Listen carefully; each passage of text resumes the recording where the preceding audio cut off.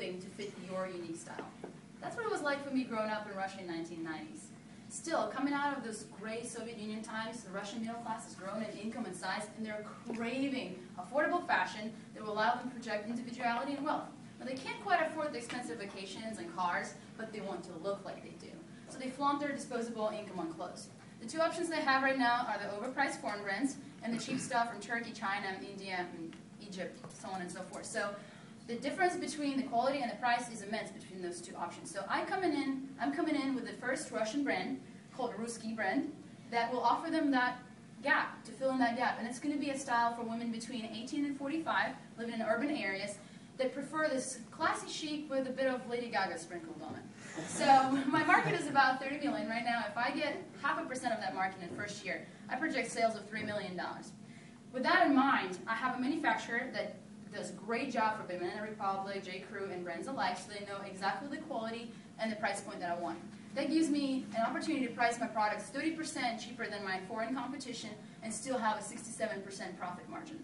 With that in mind, your $100,000 of initial equity investment will be doubled in 4 years.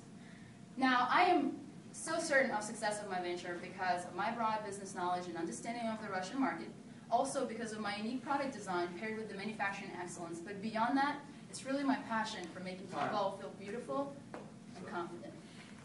Thank you.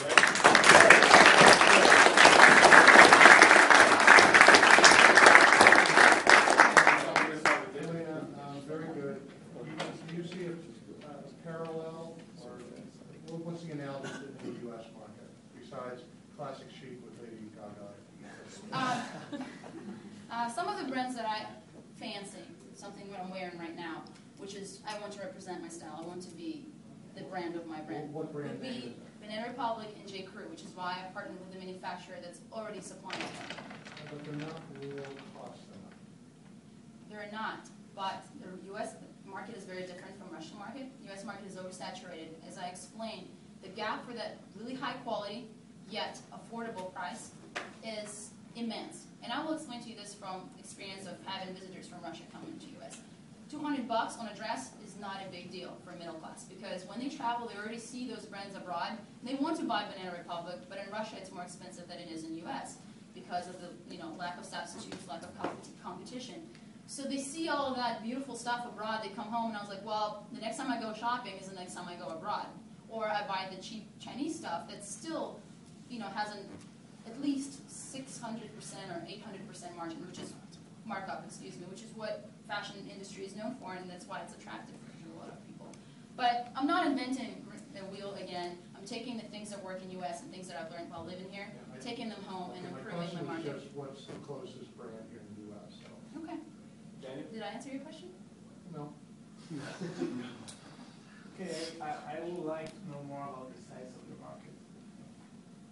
Okay, I mentioned it's a 30 I'd say million small, market. medium, and large.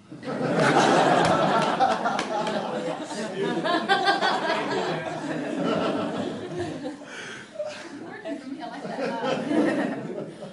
The size of the market is based on a population that earns in 40th highest percentile, so more than 60% of the country. It's not the top 3% that can already afford Louis Vuitton, Gucci, and so on and so forth. I'm not trying to compete for that market.